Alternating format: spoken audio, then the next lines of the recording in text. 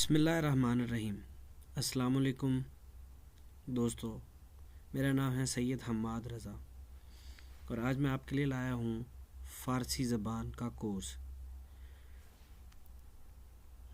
تو آئیے شروع کرتے ہیں فارسی زبان کا کورس۔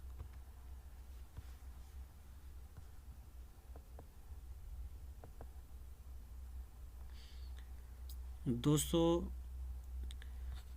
سب سے پہلے میں آپ کے ساتھ فارسی زبان کا تعارف کرواؤں گا۔ فارسی ایک ہند یورپی زبان ہے جو ایران، افغانستان اور تاجکستان میں بولی جاتی ہے۔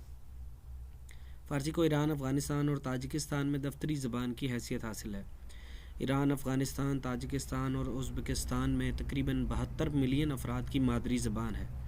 یونیسکو سے بھی ایک بار مطالبہ کیا جا چکا ہے کہ وہ فارسی کو اپنی زبانوں میں شامل کرے۔ فارسی عالم اسلام اور مغربی دنیا کے لیے ادب اور سائنس میں حصہ ڈالنے کا ایک ذریعہ رہی ہے۔ ہمسایہ زبانوں مثلاً اردو پر اس کے کئی اثرات ہیں، لیکن عربی پر اس کا رسوخ کم رہا ہے، اور پشتو زبان کو تو مبالغہ کے طور پر فارسی کی دوسری شکل قرار دیا جاتا ہے، اور دونوں کے قواعد بھی زیادہ تر ایک جیسے ہیں۔ برطانوی استعمار سے پہلے فارسی کو برصغیر میں دوسری زبان کا درجہ حاصل تھا۔ اس نے جنوبی ایشیا میں تعلیمی اور ثقافتی زبان کا امتیاز حاصل کیا، اور مغل دور حکومت میں یہ سرکاری زبان بنی، اور 1835 میں اس کی سرکاری حیثیت اور دفتری رواج ختم کر دیا گیا۔ 1843 سے برصغیر میں انگریزی صرف تجارت میں استعمال ہونے لگی۔ فارسی زبان کا اس خطہ میں تاریخی رسوخ ہندوستانی اور دوسری کئی زبانوں پر اس کے اثر سے لگایا جا سکتا ہے۔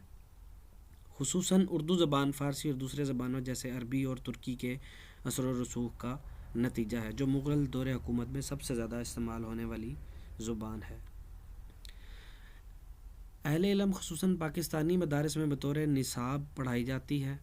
اسکول و کالجز میں اس کا نصاب تھوڑا بہت درجہ رکھا گیا ہے۔ مفکر پاکستان علامہ محمد اقبال کی مشہور شاعری کا بہت زیادہ حصہ فارسی زبان میں ہے۔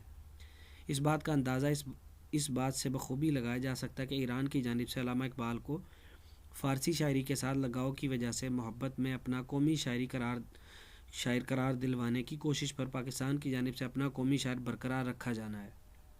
پاکستان میں فارسی کو بہت زیادہ پسند کیا جاتا ہے، تاہم بدقسمتی ہے جب سے انگریزی زبان نے پاکستان میں 2001 کے بعد زور پکڑا تو دیگر زبانوں کے ساتھ فارسی زبان سے بھی لگاؤ مان پڑ گیا۔ تاہم علماء، دینی مدارس سے وابستہ لوگ تو اس سے عشق کی حد تک جنون رکھتے ہیں۔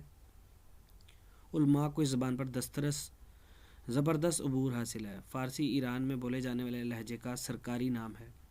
تاجک مرکزی ایشیا میں سرکاری نام۔ دری افغانستان میں بولے جانے والے لہجے کا سرکاری نام۔ دوستو، فارسی زبان کا کورس شروع کرنے سے پہلے چند ابتدائی بنیادی اصول ہیں جو کہ میں آپ کو بتانا چاہتا ہوں۔ فارسی زبان میں اردو زبان کی طرح سخت الفاظ نہیں ہیں۔ مثال کے طور پہ فارسی زبان میں ٹے، ڈے، بڑیے، اڑے اور حمزہ استعمال نہیں ہوتا، جو کہ سخت الفاظ کہلاتے ہیں، اور یہ الفاظ فارسی زبان میں نہیں ہیں۔ اس مناسبت سے اس فارسی زبان کو میٹھی زبان کہا جاتا ہے۔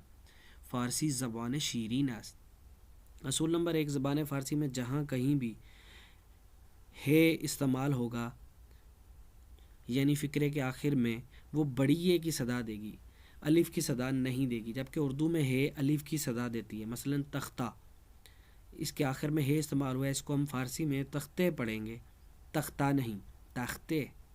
اس بات کو اچھی طرح ذہن نشین کر لیں۔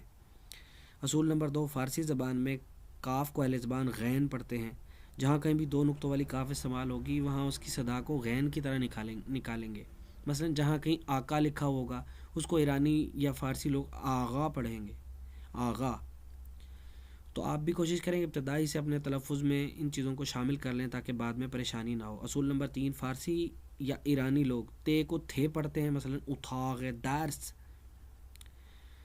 کاف کے بارے میں ہم پہلے سے جان چکے ہیں، تو لفظ اتھاق درس ہوا، یعنی کمرہ جماعت۔ اصول نمبر 4، اہل زبان لوگ کاف کو زیادہ تر کھے پڑھتے ہیں، یعنی کاف تھوڑا سا کھے کی صدا دے گی، تو جب بھی بولیں گے تو اس بات کا دھیان رکھیں گے۔ مثلا کتاب کو ہم پڑھیں گے کتاب۔ اور اصول نمبر 5، اہل زبان لوگ پے کو زیادہ تر پھے کی صدا دیتے ہیں، تھوڑا سا پھے کی صدا دیں گے، تو جب بھی بولیں گے اس بات کا دھیان رکھیں گے۔ مثلا پاک کو ہم پھاک پڑھیں گے، پھاک، پھاک۔